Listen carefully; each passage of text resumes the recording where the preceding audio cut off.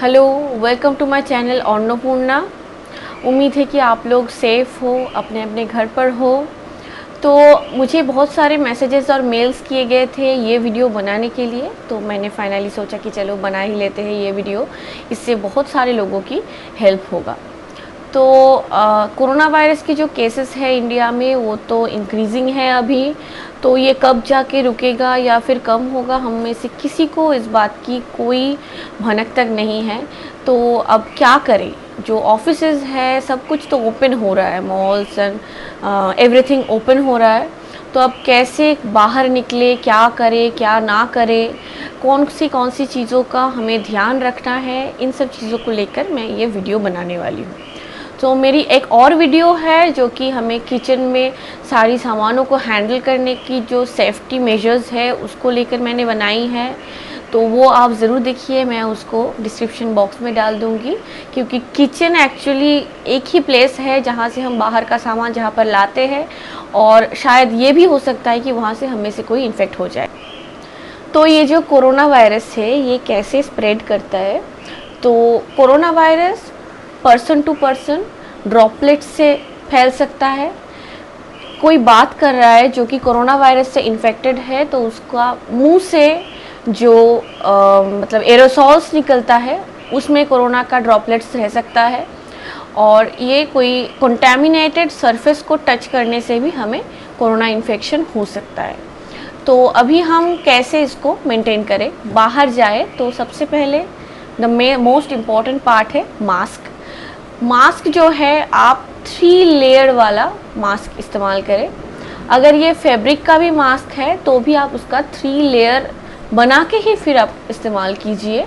WHO confirm किया है कि without 3 layered mask corona prevention 100% नहीं होता है। तो आप ज़रूर 3 लेयर्ड मास्क इस्तेमाल करें। Next point is mask is not enough.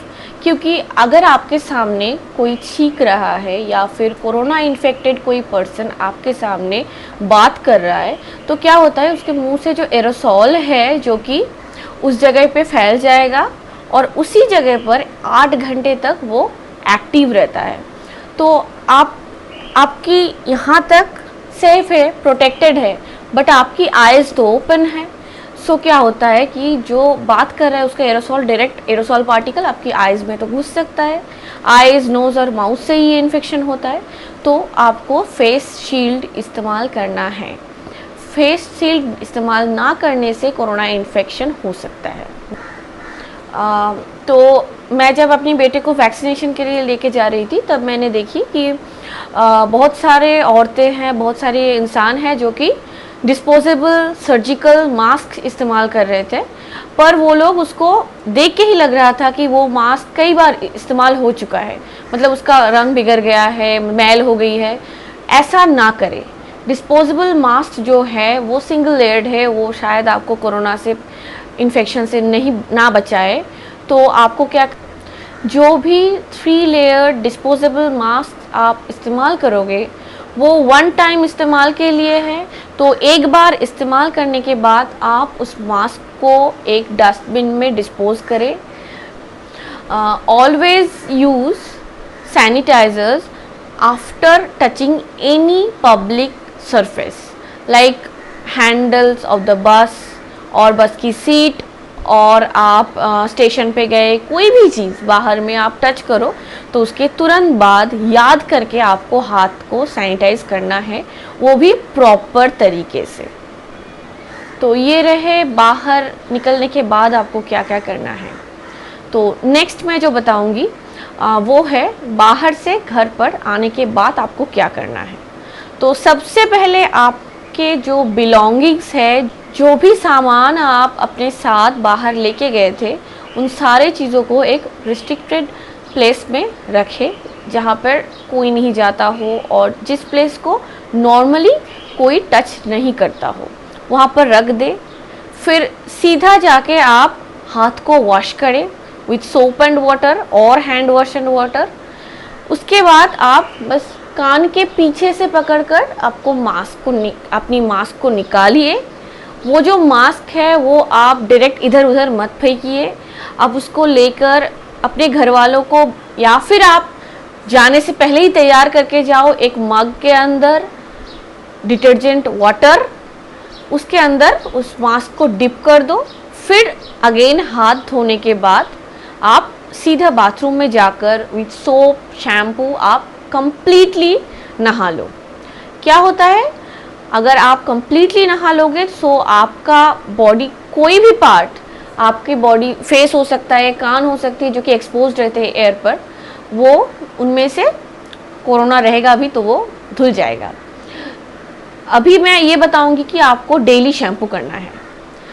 ऐसा है कि हम में से बहुत सारे पर्सन ऐसा है जिनको एलर्जिक राइनाइटिस हो जाते हैं ज़्यादा ठंड लगने की वजह से।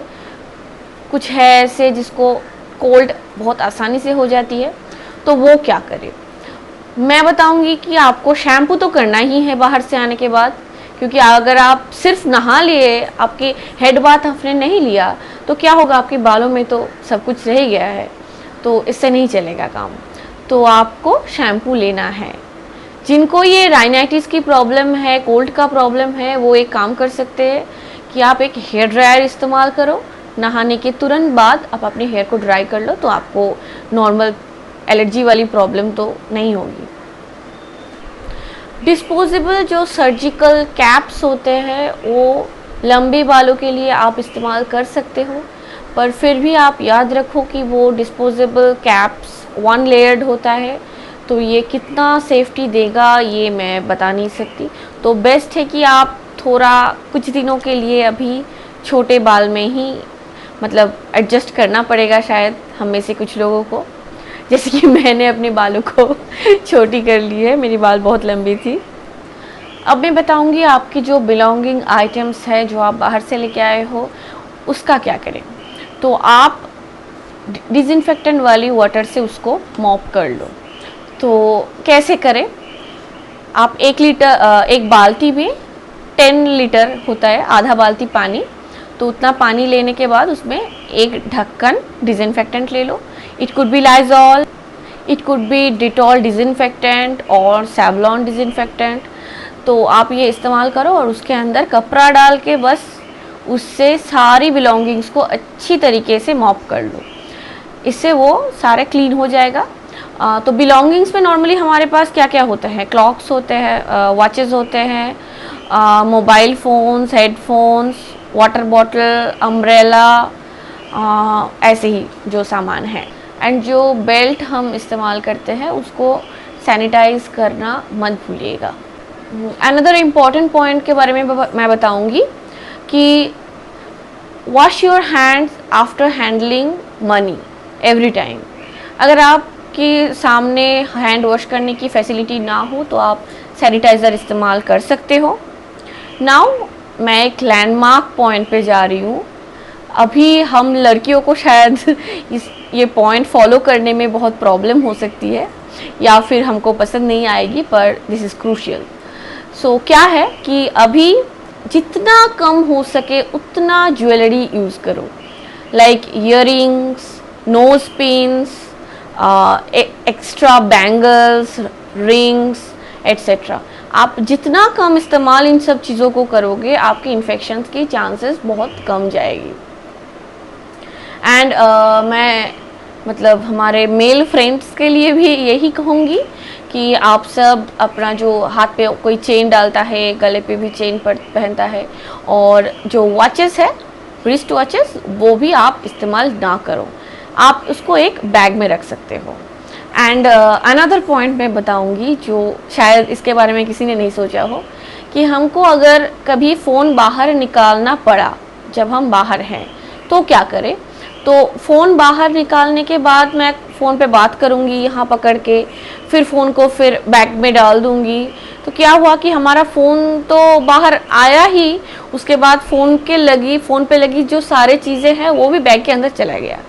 उस पॉकेट में अगर कोई भी चीज़ होगा तो वो भी कॉन्टेमिनेट हो सकता है। तो इसके लिए क्या करें, आप फ़ोन के लिए एक अलग कवर यूज़ करो, मतलब फ़ोन को, या फिर छोटा सा पर्स इस्तेमाल करो जिसके अंदर फ़ोन को डाल के फिर बैग में रखो। और फिर हाथ को तो सैनिटाइज़ करना ही है। उम्मीद है कि ये सारे टिप्स आपको मदद करने वाली है। अगर आपको मेरी वीडियोस पसंद है तो मेरी चैनल ज़रूर सब्सक्राइब कीजिए, और मैं यहाँ पर मेरी फ़ोटो वाली एक सब्सक्राइब बटन डाल रही हूँ स्क्रीन पे, उसको टैप करते ही आप मेरी चैनल सब्सक्राइब कर पाओगे। So stay safe, take care, bye.